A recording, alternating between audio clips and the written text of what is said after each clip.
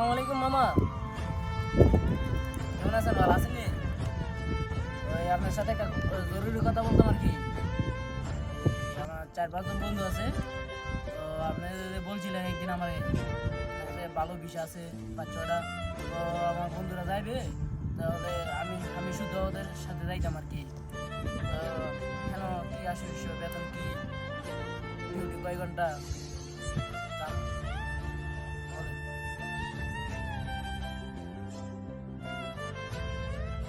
চল। তুই তো বাংলা কথা বলছস, বাংলা কি বলছ আমরা শুনি। আমি আসছিলাম, তুই বল। মামাই তো বলছে যে সৌদি আরবে 8 ঘন্টা ডিউটি আবাসিকের মধ্যে, তো তোমরা বেতনের কথা আর কি যেটা বলছে যে সে 70,000 করবে বেতন, বেশি বেতন। তো তোমরা আবার ওভার টাইম করতে